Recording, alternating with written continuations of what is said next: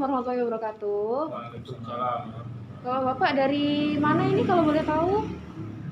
Saya dari Tegal Bangsri, Pak. Oh, tadi di Galbangsri. Kalau Bapak dengan Bapak siapa?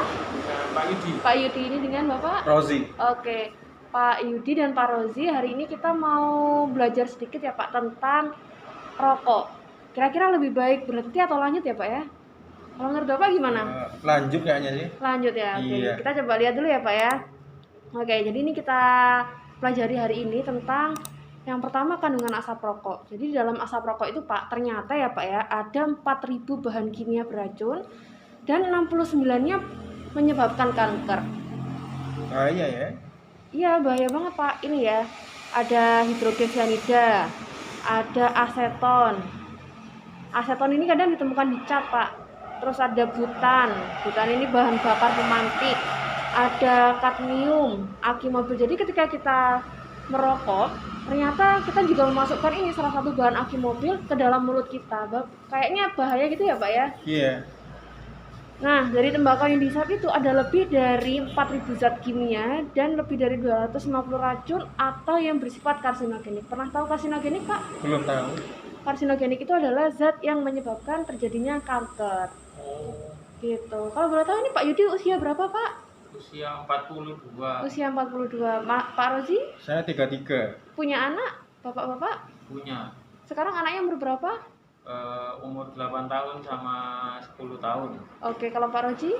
Umur ya sekitar 7 tahunan. Nah, masih sekolahnya masih panjang ya Pak ya? Iya, panjang Masih sekali. butuh biaya banyak, butuh ditemenin ayahnya. Jadi kalau misalnya sampai, ya jangan sampai lah ya Pak ya, kalau sampai terkena kanker, ini kan otomatis produktivitas bapak-bapak jadi berkurang. Akhirnya yang jadi tulang punggung keluarga siapa kalau nanti bapak-bapak sakit? Ya itu ya. Nah, ini juga yang perlu diperhatikan Pak, second hand smoking atau yang biasa kita kenal dengan perokok pasif. Jadi ternyata dari kita merokok ya, kan anggap aja dari asap rokok itu 100%. Yang dihisap oleh perokok ternyata hanya 25%. Sedangkan untuk yang dilepaskan di udara adalah 75%. Yang mana di asap rokok tadi kan ada banyak sekali bahan-bahan berbahaya. Sehingga perokok pasif dia lebih besar resikonya untuk menyebabkan kematian dini dan penyakit, terutama pada anak dan orang dewasa yang tidak merokok. Jadi kalau misalnya bapak-bapak merokok di dekat anak-anaknya, padahal yang merokok bapak yang ngerasain anak bapak, tapi anak-anaknya bisa jadi beresiko mengalami kematian dan penyakit. Padahal mereka nggak merokok, tapi karena asap rokok dari bapak-bapak ini akhirnya anak-anak juga terkena dampaknya seperti itu. Selain itu, untuk masalah kesehatan sendiri yang disebabkan oleh rokok kepada perokok, yaitu diantaranya adalah bronkitis kronis, Pak. Jadi bronkitis kronis ini adalah batuk berdahak banget kayak wes, batuk gitu Pak. Akhirnya kan kalau misalnya kita batuk, kerjanya jadi nggak nyaman, jadi nggak konsentrasi gitu ya. Akhirnya produktivitas menurun, kerjaan numpuk, sedangkan deadline udah dekat gitu. Terus yang kedua adalah emfisema. Emfisema ini menyebabkan sesak nafas, Pak, yang terlihat ya. Terus ada juga ini tadi kanker paru. Kanker paru ini dia disebabkan oleh asap rokoknya tadi itu yang dihisap sendiri dan ditularkan kepada orang lain. Iya. Gitu ya Pak ya. Nah, ini analisa biaya di tahun 2013. Ternyata kebanyakan orang itu konsumsi rokok sebanyak 12,3 batang per hari atau sekitar 221.400 per bulan, Pak. Sedangkan untuk per tahun ini kira-kira sebanyak 2.656.800. Ini kayaknya kalau misalnya dibuat untuk selain rokok bisa dapat beras berapa kilo Pak? Dapat banyak ya? Banyak banget ya Pak ya. Iya. Nah ternyata uang yang harusnya bisa digunakan untuk yang lain kita bakar buang-buang sebanyak 2.656.800. Banyak ya Pak ya sebenarnya Pak ya? Dibakar doang ya. Iya. Eman nggak sih Pak sebenarnya Pak? Oh, eman dong. Eman. Nah sekarang gimana kalau konsumsi rokok hariannya bapak-bapak ini? Pak Rosi biasanya habis rokok berapa Pak? Ya 1 sampai 2 bungkus mungkin ya. 1 sampai 2 bungkus. Iya. Harganya Kurang lebih per bungkusnya 23.000. 23.000. Oke, coba kita hitung 23.000 satu hari 2 bungkus. Ya 1 sampai 2 bungkus. Oke, berarti satu hari 46.000 Pak. 46.000 misalnya kita kali 1 bulan ada 1.380.000.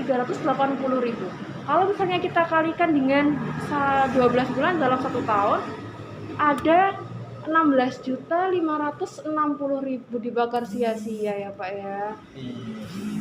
Gimana nih Pak, ini sebenarnya bisa ya buat beli apa Pak biasanya kalau 16 juta ini Pak? Motor Beat.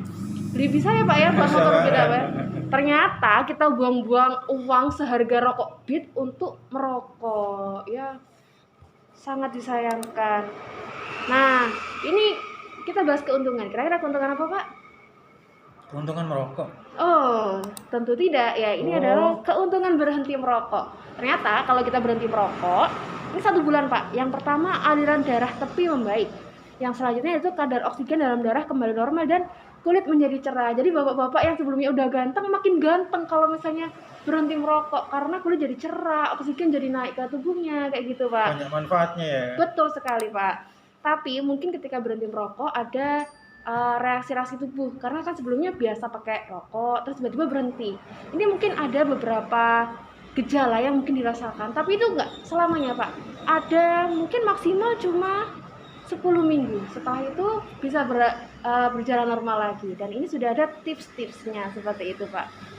Jadi kalau mungkin bapaknya ngerasa sakit kepala gitu ya, bisa diobati pakai paracetamol. Itu normal ya. Normal Pak, normal sekali. Karena kita kan mau berhenti untuk ke arah yang lebih baik. Jadi butuh perjuangan gitu Pak ya. Iya. Ya gitu Pak. Nah nanti menawi Bapak mau berhenti merokok ya, ini salah satu quotes yang bisa, semoga bisa membantu dan memotivasi kita bahwa merokok menghancurkan hidupmu, hidupnya, dan hidup mereka seperti itu. Apa ada yang ditanyakan Bapak terkait dengan rokok? Sudah cukup jelas. Cukup, gitu ya. Ya ternyata juga banyak resikonya ya. Iya, dan ternyata banyak keuntungannya Pak ya kalau Ya, berhenti. mudah-mudahan bisa berhenti. Oke, nanti bisa langsung ke puskesmas ya Pak untuk konsultasi atau butuh bantuan gitu ya. Oke, kita langsung ke Mas Ranoyoso ya. Betul, di puskesmas Ranoyoso. Terima kasih. Iya, terima